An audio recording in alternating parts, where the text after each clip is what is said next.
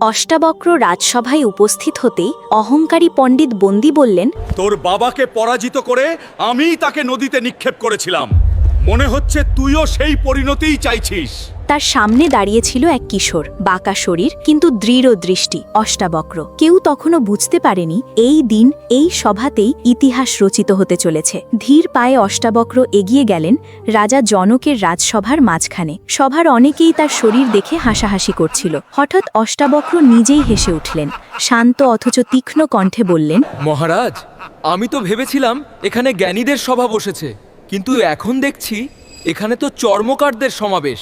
এই কথা শুনে পুরো সভা উত্তেজিত হয়ে উঠল। বন্দী ক্রুদ্ধ হয়ে বলল, যে ঠিক মতো হাঁটতেই পারে না সে আবার আমার সঙ্গে শাস্ত্রার্থ করবে? আগে সোজা হয়ে দাঁড়াতে শিখ, তারপর আমার সামনে আস।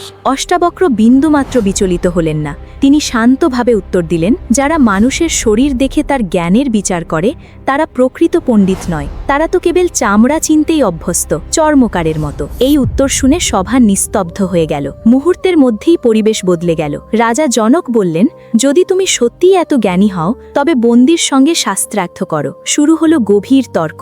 বেদ, ধর্ম, আত্মা এবং জীবনের প্রকৃত সত্য নিয়ে প্রশ্নোত্তর চলতে লাগলো। কিছুক্ষণ পর অষ্টাবক্র একটি প্রশ্ন রাখলেন, যদি আত্মা সর্বদা শুদ্ধ, নির্লিপ্ত ও সাক্ষী হয় তবে কর্মফলের বন্ধনে আবদ্ধ হয় কে? এই প্রশ্নে সভা স্তব্ধ হয়ে গেল। বন্দী বহু যুক্তি দেওয়ার চেষ্টা করল, কিন্তু শেষ পর্যন্ত সে নিরুত্তর হয়ে পড়ল। সবার কাছে পরিষ্কার হয়ে গেল অষ্টাবক্রই বিজয়ী। তখন বন্দী সত্য প্রকাশ করে বলল, আমি বরুণ দেবের পুত্র।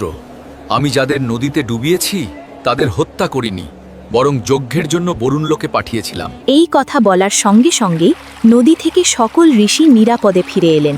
তাদের মধ্যে ছিলেন অষ্টাবক্রের পিতা কহল ঋষি। কহল ঋষি আবেগে বললেন, পুত্র, আজ তুমি প্রমাণ করে দিয়েছ সত্যিকারের জ্ঞান শরীরে নয়, তা নিহিত থাকে বুদ্ধি ও আত্মায়। সেই দিনই রাজা জনক অষ্টাবক্রকে তার গুরু হিসেবে গ্রহণ করেন। মাত্র 12 বছরের সেই কিশোর পুরো সভাকে একটি গভীর শিক্ষা দিয়েছিল। রূপ নয়, জ্ঞানই মানুষের প্রকৃত পরিচয়। আপনি কি মনে করেন, শরীর না জ্ঞান? কোনটা আসল শক্তি? কমেন্টে বলুন।